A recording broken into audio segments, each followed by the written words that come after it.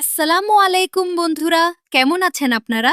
আশা করি সকলেই সুস্থ এবং ভালো আছেন। নিশ্চয়ই আপনারা ইতিমধ্যেই দুনিয়ার টাকার গোলাম নাটকের ৩৬ নম্বর এপিসোড দেখে ফেলেছেন। কমেন্ট করে জানান ৩৬ নম্বর এপিসোড কেমন লেগেছে।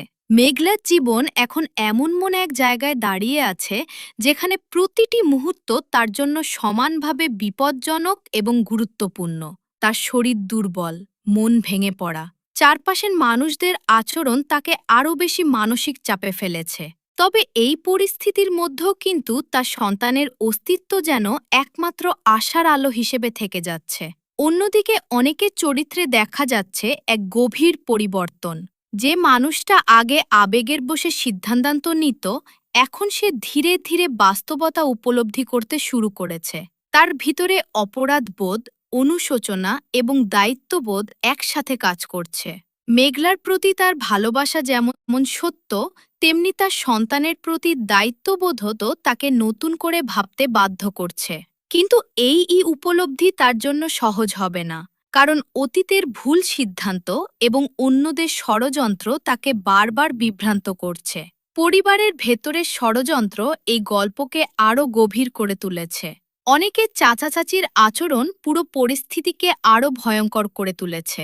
তারা শুধু নিজেদের স্বার্থ রক্ষা করতে গিয়ে এমন এক পর্যায়ে পৌঁছে গেছে যেখানে একটি অনাগত শিশুর জীবনও তাদের কাছে গুরুত্বপূর্ণ নয়। তাদের মানসিকতা থেকে বোঝা যায় ক্ষমতা এবং নিয়ন্ত্রণের লোভ মানুষকে কতটা অন্ধ করে দিতে পারে। তারা প্রতিনিয়ত নতুন পরিকল্পনা করছে, কখনো সরাসরি, আবার কখনো আড়ালে থেকে পরিস্থিতি নিয়ন্ত্রণ করার চেষ্টা করছে।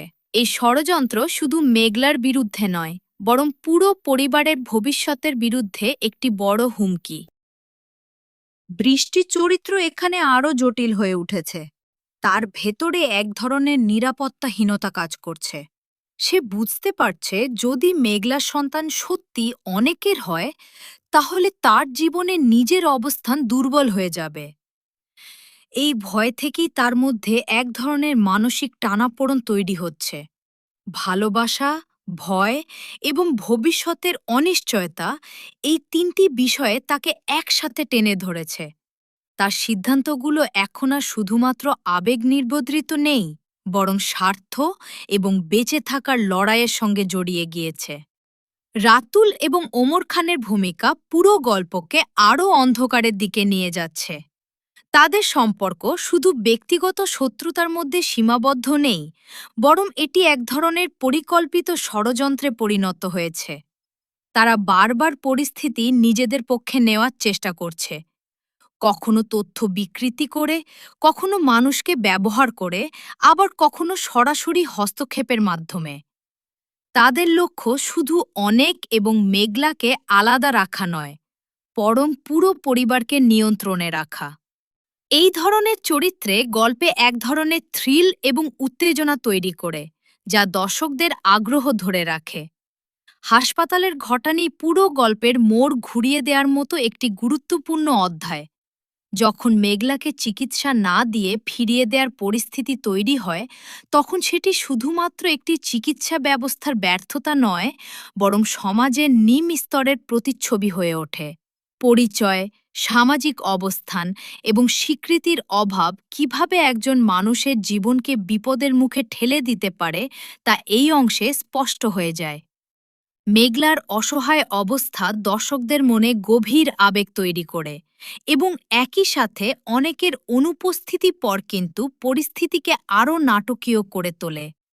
এই পুরো ঘটনার পরবর্তী অংশে সবচেয়ে গুরুত্বপূর্ণ হতে পারে অনেকের সিদ্ধান্ত। সে যদি সময় মতো পৌঁছে নিজের সন্তানের দায়িত্ব গ্রহণ করে, তাহলে গল্পের মোড় সম্পূর্ণ বদলে যাবে।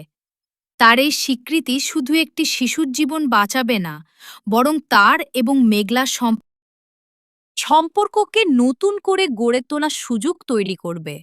তবে এই স্বীকৃতি দেওয়া এত সহজ হবে না, কারণ এর পিছনে সামাজিক চাপ, পারিবারিক বাধা এবং শত্রুতারের ষড়যন্ত্র কাজ করবে।